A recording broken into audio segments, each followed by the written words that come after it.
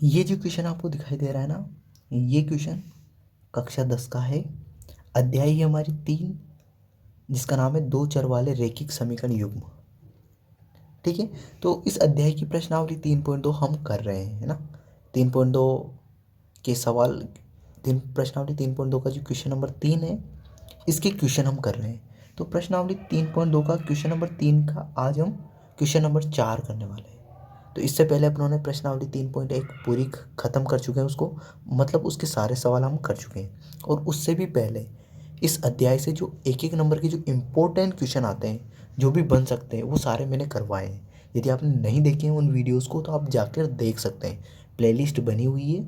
ठीक है, अध्याय नंबर 3 की, तो आप उसको अच्छे से समझ सकते हैं। क्योंकि देखो क्या होता है कि बोर्ड एग्ज़ाम में जो पेपर जब अपन ओपन करते हैं ना, तो शुरुआत में एक एक नंबर के क्वेश्चन आते हैं, और यदि वो एक एक नंबर के क्वेश्चन हमारे सारे सही हो जाते हैं तो अपन को अलग लेवल का मोटिवेशन मिलता है। उससे उस मोटिवेशन से क्या होता है कि जो अपने आगे वाले क्वेश्चन होते हैं ना, वो भी सही होने की ज़्यादा चांस बन जाते हैं। तो अपनों को एक एक नंबर वाले क्वेश्चन गलत नहीं करने। ठीक है, हाँ, हो सकता है कि आपको बड़े क्वेश्चन आपको पहले करना पसंद हो, पर एक एक नंबर वालों से मोटिवेशन मिलता है। ठीक है, शुरुआत यदि किसी चीज़ की अच्छी होती है तो उसका अंत भी अच्छा होता है। ठीक है ना, ये ध्यान रखें आप। तो उनको क्वेश्चनों को आपको हर एक अध्याय में, मैं ये नहीं बोल रहा हूँ कि इसी अध्याय के, हर एक अध्याय के आपको एक एक नंबर वाले क्वेश्चन याद होने चाहिए, आपको करना आना चाहिए। ठीक है, अब देखो प्रश्नावली 3.2 का क्वेश्चन नंबर 3 क्या है, इसके बारे में पहले से अच्छे से पढ़ लेते हैं और फिर इसका सॉल्यूशन करते हैं। तो देखो क्वेश्चन नंबर 3 है अपना, निम्न समस्याओं में रैखिक समीकरण युग्म बनाइए और उनके हल प्रतिस्थापन विधि द्वारा ज्ञात कीजिए। तो सबसे पहले तो अपने को समीकरण बनानी है और उसका जो हल है वो प्रतिस्थापन विधि द्वारा ज्ञात करना है। अब देखो ये क्वेश्चन नंबर 3 है, इसका क्वेश्चन नंबर 4 करवा रहा हूँ मैं आज। इसका मतलब है कि क्वेश्चन नंबर 3 का पहला, दूसरा और तीसरा, पहला, दूसरा और तीसरा, ये हम कर चुके हैं पहले। पहला भी कर चुके हैं, दूसरा भी कर चुके हैं और तीसरा भी कर चुके हैं। आज हम क्वेश्चन नंबर 4 करेंगे। ठीक है, अब देखो क्वेश्चन नंबर 4 को समझते हैं। देखो क्वेश्चन नंबर 4 क्या है अपना, एक नगर में टैक्सी के भाड़े में नियत भाड़े के अतिरिक्त चली गई दूरी पर भाड़ा सम्मिलित किया जाता है। एक तो नियत भाड़ा है और उसके अलावा कोई यदि अपन ने दूरी तय की, कुछ किलोमीटर और दूरी तय की अपनों ने, तो उसके लिए अपनों से भाड़ा वसूला जाता है, सम्मिलित किया जाता है ना, अतिरिक्त भाड़ा। जैसे 10 किलोमीटर की दूरी के लिए 105 रुपये का भाड़ा देना पड़ता है अपनों को। यदि अपन नियत भाड़े के अतिरिक्त 10 किलोमीटर चले तो उसके लिए कितना रुपए देने पड़ेंगे अपनों को, 105 रुपये। ठीक है, और यदि अपन 15 किलोमीटर अतिरिक्त चले तो उसके लिए अपनों को 155 रुपये देने पड़ेंगे। ठीक है, अब अपनों को ज्ञात करना है कि नियत भाड़ा तथा प्रति किलोमीटर भाड़ा क्या है। तो अपनों को नियत भाड़ा भी ज्ञात करना है और प्रति किलोमीटर भाड़ा भी ज्ञात करना है। ठीक है, एक व्यक्ति को 25 किलोमीटर यात्रा करने के लिए कितना भाड़ा देना पड़ेगा। तो यदि एक व्यक्ति है, उसको 25 किलोमीटर की यात्रा तय करनी है तो उसको कितना भाड़ा देना पड़ेगा। ठीक है, ये क्वेश्चन है। अब देखो समझो, पहले तो इसको एक ओरली समझ लो कि जैसे मुझे जब इस क्वेश्चन में क्या करना है कि एक तो नियत भाड़ा है जो फिक्स है। नियत भाड़ा तो क्या है, फिक्स है, और उसके अतिरिक्त अपन यदि चल रहे हैं तो उसके लिए अलग भाड़ा देना पड़ रहा है। तो सबसे पहले यहाँ समझना है, सबसे पहले देखो, माना माना नियत नियत भाड़ा बराबर, नियत भाड़ा बराबर x रुपये। कितने रुपए, x रुपये। ठीक है, नियत भाड़ा को मान लिया अपनों ने x है, हम लोग को पता नहीं है तो x मान लिया। ठीक है, अब आगे देखो, अब नियत भाड़ा तो अपना हो गया x, अतिरिक्त चली गई दूरी के लिए भाड़ा, अतिरिक्त चली गई दूरी पर भाड़ा। ठीक है, या फिर ऐसे लिख सकता हूँ मैं, अतिरिक्त अतिरिक्त अतिरिक्त प्रति किलोमीटर 1 किलोमीटर की बात कर रहा हूँ ना, प्रति किलोमीटर चली गई दूरी का भाड़ा बराबर वाई रुपए। ठीक है, ध्यान रख लेना, माना नियत भाड़ा बराबर तो x रुपए है और नियत भाड़े के अलावा अपन आगे भी कोई दूरी तय कर रहे हैं तो अतिरिक्त प्रति किलोमीटर चली गई दूरी के भाड़ा क्या है, वाई रुपए अपना। ठीक है, जिसे समझो, एक एग्जांपल देता हूँ मैं आपको, जिसे समझना है यहाँ पे, एक एग्जांपल से समझना। ठीक है, जैसे मुझे जाना है 10 किलोमीटर, कितना किलोमीटर जाना है, 10 किलोमीटर। तो देखो समझो, 10 किलोमीटर जाना है मुझे, तो 5 किलोमीटर के लिए तो फिक्स, 5 किलोमीटर के लिए तो फिक्स भाड़ा लग रहा है अपना 50 रुपये, 50 रुपये। और जो 5 किलोमीटर और बढ़े ना, अतिरिक्त और बचे अपने, तो इनके लिए 1 किलोमीटर के लिए लग रहा है 15 रुपये, जैसे 1 किलोमीटर प्रति किलोमीटर। ठीक है, तो देखो 5 किलोमीटर के तो लगा अपने 50 रुपये, और 5 किलोमीटर के आगे भी अपने को जाना है तो प्रति किलोमीटर के लिए, 1 किलोमीटर के लिए कितना लग रहा है, 15 रुपये। तो 5 किलोमीटर के लिए कितना लगेगा, 75 रुपये, 75 रुपये। समझ गए क्या, ऐसे ही चल रहा है ये, इस क्वेश्चन में इस तरीके से सोचना आप लोगों को। ठीक है, तो देखो सबसे पहले मान लिया अपने माना नियत भाड़ा बराबर x रुपये और अतिरिक्त प्रति किलोमीटर चली गई दूरी के लिए भाड़ा क्या है, वाई रुपये। ठीक है, अब देखो समीकरण बनाते हैं अपनों को। ठीक है, नियत भाड़ा कितना है अपना, x रुपये, तो ये x प्लस, सॉरी अभी प्लस नहीं लिखते हैं, x रुपये लगे अपने नियत भाड़े के लिए तो। ठीक है, अब देखो नियत भाड़ा तो हो गया अपना x रुपये। अब देखो 10 किलोमीटर की अतिरिक्त दूरी चल रहा है वो, 10 किलोमीटर की दूरी के लिए उसको कितने रुपए भाड़ा देना पड़ रहा है, 105 रुपये का भाड़ा देना पड़ रहा है। ठीक है, अब देखो प्रति किलोमीटर चली गई दूरी कितनी है, मतलब 1 किलोमीटर चलने के लिए उसको कितने रुपए देने पड़ रहे हैं, वाई रुपये। ठीक है, देखो अतिरिक्त प्रति किलोमीटर मतलब 1 किलोमीटर चलने के लिए उसे कितना रुपए देना पड़ा, वाई रुपये। तो अतिरिक्त 10 किलोमीटर के लिए कितना देना पड़ेगा, देखो 1 किलोमीटर के लिए वाई रुपये, तो 10 किलोमीटर के लिए 10 वाई, 10 से गुणा कर दिया उन्होंने। देखो वापस समझना, देखो नियत भाड़ा तो है अपना x रुपये। ठीक है, ये नियत है, फिक्स है ये तो। अब वो 10 किलोमीटर अतिरिक्त चल रहा है। ठीक है, अतिरिक्त नियत के बाद और आगे भी जा रहा है वो। ठीक है, तो प्रति किलोमीटर मतलब 1 किलोमीटर के लिए जो भाड़ा लग रहा है वाई रुपये लग रहा है, तो 10 किलोमीटर के लिए कितना लगेगा, 10 वाई, 10 से गुणा कर दिया तो ये 10 वाई। ठीक है, अब देखो टोटल 10 किलोमीटर की दूरी के लिए कितना रुपया देना पड़ रहा है उसको, कुल कितना रुपया देना पड़ रहा है, 105। तो यहाँ कुल का मतलब प्लस बराबर 105, 105, ये पहली समीकरण बन गई अपनी। अब देखो ये समीकरण वापस कैसे बनी, वापस समझा रहा हूँ मैं। नियत भाड़ा तो अपना x रुपये, तो x अपनों ने लिख दिया। ठीक है, x लिख दिया अपनों ने, है ना। अब देखो अतिरिक्त प्रति किलोमीटर मतलब 1 किलोमीटर, 1 किलोमीटर। ठीक है, यहाँ प्रति किलोमीटर की जगह आप 1 किलोमीटर भी लिख सकते हो। तो अतिरिक्त 1 किलोमीटर चली गई दूरी के लिए भाड़ा कितना है, वाई रुपये।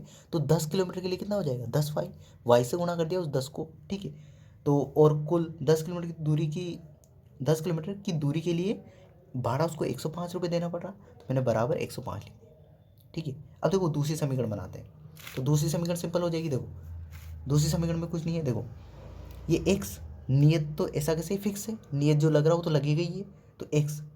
अब x, अब देखो प्रति किलोमीटर या 1 किलोमीटर चली गई दूरी के लिए भाड़ा कितना है, वाई रुपये। तो मुझे बताओ 15 किलोमीटर के लिए कितना होगा, तो आप बोलोगे 15 से गुणा कर दो, तो 15 को वाई से गुणा किया तो 15 वाई, तो ये 15 वाई, 15 वाई। और कितना लग रहा है, तो 155, कुल कितना लग रहा है 155, तो प्लस का चिन्ह बराबर 155 रुपये। ये समीकरण 2 बन गई। ठीक है, समीकरण 1 और समीकरण 2 अपनों ने बना लिए। अब आसान है, अब इन दोनों को सोल्व करना है और x और y का मान निकालना है। x, यदि x का मान निकालेंगे तो वो क्या आ जाएगा अपना, नियत भाड़ा आ जाएगा। और यदि अपनों ने y का मान निकाला तो वो क्या आ जाएगा, प्रति किलोमीटर चली गई दूरी पर भाड़ा आ जाएगा। और अपनों को एक और निकालना है, 25 किलोमीटर यात्रा तय करने के लिए कितना भाड़ा देना पड़ेगा, तो इसको भी निकाल लेंगे ना। तो सबसे पहले समझो, सबसे पहले तो आपको इम्पोर्टेंट ये है इसमें कि आपको समीकरण बनाने आने चाहिए। ठीक है, ये इंपॉर्टेंट है इसमें। ठीक है, तो ये जो मानना है आपको, ये अच्छी तरीके से मानना है। जैसे माना नियत भाड़ा बराबर क्या है, x रुपये, और अतिरिक्त 1 किलोमीटर चली गई दूरी के लिए भाड़ा कितना है, वाई रुपये। तो वो अतिरिक्त 10 किलोमीटर चल रहा है तो 10 को वाई से गुणा कर दिया। 1 किलोमीटर के लिए वाई है तो 10 किलोमीटर के लिए 10 वाई हो जाएगा। 1 किलोमीटर के लिए वाई है तो 15 किलोमीटर के लिए 15 वाई हो जाएगा। और इसका योग कितना आ जाएगा, 155। इसका योग आ जाएगा 105।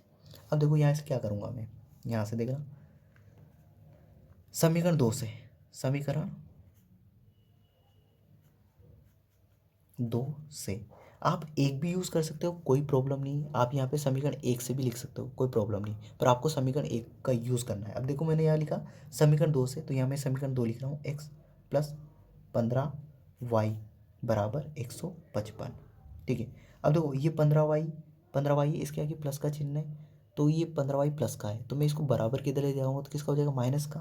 तो देखो x बराबर हो जाएगा अपना 155 माइनस 15y। तो x का मान कितना आ गया मेरा, 155 माइनस 15y, ये x का मान आ गया। अब ये x का मान समीकरण 1 में रखूँगा मैं, तो x का मान समीकरण 1 में रखने पर, समीकरण 1 में रखने पर ठीक है। तो x का मान समीकरण 1 में रखूँगा मैं, तो आपको समीकरण 1 अच्छे से दिखाई दे रही है क्या है। तो समीकरण 1 है अपनी x प्लस 10y बराबर 105। ठीक है। अब देखो x की जगह क्या रखूँगा मैं, 155 माइनस 15y, तो 155 x की जगह रख रहा हूँ मैं माइनस 15y। x की जगह ये मान रख दिया मैंने, ये प्लस का चिन्ह है तो ये प्लस का चिन्ह, 10y, ये 10y बराबर 105। अब समझो, देखो यहाँ से समझना, ये 15y है, इसके आगे माइनस का चिन्ह है, ये 10y है, इसके आगे प्लस का चिन्ह है। ठीक है। ये 10y है, इसके आगे प्लस का चिन्ह, ये 15y, इसके आगे माइनस का चिन्ह। तो एक प्लस का चिन्ह और एक माइनस का चिन्ह हो तो हमेशा क्या करते हैं, घटाते हैं। एक प्लस का चिन्ह और एक माइनस का चिन्ह हो तो हमेशा क्या करते हैं, घटाते हैं। तो देखो 15 में से 10 घटाऊंगा तो कितने बचेंगे, 5, और पीछे y है तो ये y आ जाएगा अपना। अब देखो 10 और 15 में बड़ा कौन सा है, संख्या की बोल रहा हूँ, 10 और 15 में आप बोलोगे 15 बड़ा है, तो 15 का किसका चिन्ह है, माइनस का, तो चिन्ह किसका आ जाएगा, माइनस का। और इधर 155 था तो 155 बराबर का चिन्ह, और इधर 105 तो 105। अब देखो मैं क्या करूँगा, ये 5y है, माइनस का है, तो मैं इसको इधर लेके जाऊँगा तो ये प्लस का हो जाएगा, बराबर के इधर लेके आऊँगा प्लस का, और 105 किसका है, प्लस का। इसको मैं इधर लेके आऊँगा तो किसका हो जाएगा, माइनस का। तो वो कर रहा हूँ मैं, देखो 155, अभी 105 को इधर लेके आया हूँ, ये प्लस का है तो किसका हो जाएगा, माइनस का, तो 105 बराबर ये 5y माइनस का इधर लेके आया तो किसका हो जाएगा, प्लस का, तो ये 5y। अब 155 में से 105 घटाएंगे तो बचेंगे 50 बराबर 5y। अब देखो 5 और y के बीच में किसका चिन्ह है, गुणा का। 5 और y के बीच में किसका चिन्ह है, गुणा का। तो मुझे तो y का मान निकालना है, तो 5 गुणा में तो कहाँ चले जाएंगे, बराबर के इधर लाऊंगा तो किस में चले जाएंगे, भाग में। तो देखो 50 बटे ये 5 इधर आ गया, 5 बराबर y। अब 50 में 5 का भाग देंगे तो कितना आएगा, 10। तो y का मान कितना आ गया यहाँ से, 10। ठीक है, y का मान आ गया अपना 10। अब देखो अपनों ने माना क्या था, y क्या माना था अपनों ने, अतिरिक्त 1 किलोमीटर चली गई दूरी का भाड़ा। तो अतिरिक्त 1 किलोमीटर चली गई दूरी का भाड़ा कितना है अपना, 10 रुपये। या फिर इसको ये भी बोल सकते हैं अपन, अतिरिक्त प्रति किलोमीटर चली गई दूरी का भाड़ा कितना आ गया अपना, 10 रुपये। ठीक है। अब ये y का मान आ गया ना, अब अपनों को x का मान भी निकालना है। तो y का मान आ गया तो x का मान भी निकाल लेते हैं, तो देखो निकालते हैं। ठीक है। अब देखो समझना यहाँ से, अब y का मान आ गया तो y के मान को समीकरण 1 या 2 किसी में भी रख दो। ठीक है। तो y का मान समीकरण 1 या 2 किसी में भी रखने पर, किसी में भी रखने पर, किसी में भी रख दो, कोई प्रॉब्लम नहीं होगी ना। y का मान समीकरण 1 या 2 किसी में भी रख दो, आपकी मर्जी है। मैं समीकरण 1 में रख रहा हूँ, तो देखो x प्लस 10 और y की जगह क्या रखूँगा मैं, y का मान कितना है, 10, तो ये 10 रख दिया मैंने, बराबर 105। ठीक है। अब 10 को 10 से गुणा किया है तो कितना आएगा, 100, तो x प्लस 100 बराबर 105।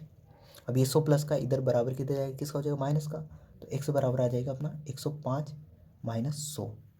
तो 105 में 100 घटाएंगे तो कितना आएगा, 5, तो 5 रुपये।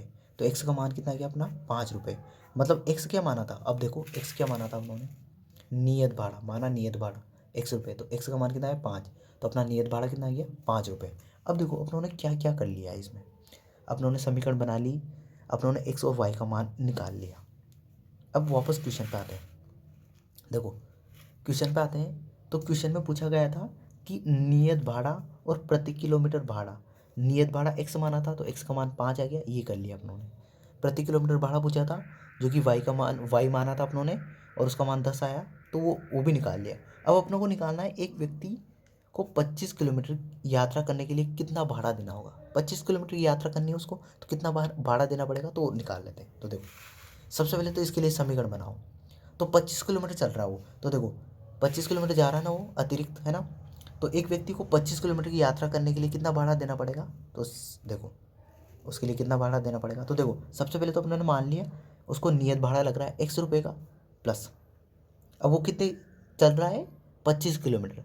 1 किलोमीटर के लिए कितना भाड़ा लग रहा है उसको ₹y, तो 25 किलोमीटर के लिए कितना लगेगा, तो 25 को y से गुणा कर दिया, तो 25y। ठीक है, अब देखो यहाँ पे x का मान आ गया था अपना 5 और y का मान आ गया अपना 10, तो रख दो यहाँ पे इस समीकरण में। तो देखो x का मान रखा मैंने, x की जगह रख दिया मैंने 5, तो ये 5 प्लस का चिन्ह प्लस 25 ऐसे कैसे ही, और y की जगह मैं रख दूंगा 10, तो ये 10। ठीक है, अब इसको सोल्व कर लेते हैं। तो ये 5 प्लस 25 को 10 से गुणा करूँगा तो 250, और 250 में 5 जोड़ूंगा तो 255 रुपये।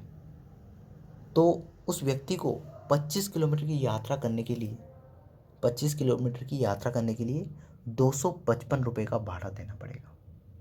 कितने रुपए का भाड़ा देना पड़ेगा, 255 रुपये का भाड़ा देना पड़ेगा। तो इस क्वेश्चन में देखो अपनों को 3 क्वेश्चन पूछे गए थे। एक तो नियत भाड़ा जो क्या किया अपना 5 रुपये, और एक अतिरिक्त भाड़ा प्रति किलोमीटर भाड़ा जो कि 10 रुपये, और एक 25 किलोमीटर की यात्रा करने के लिए कितने रुपए देने पड़ेंगे, तो 255 रुपये।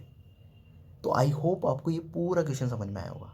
देखो इसमें समीकरण बनाना इंपॉर्टेंट है, ठीक है, और उनको सोल्व तो इजीली हो जाता है, समीकरण बनाना तो आई होप यदि आपको समीकरण बनाना आ गया होगा। ठीक है, आई होप ये वीडियो आपको पूरा पसंद आया होगा।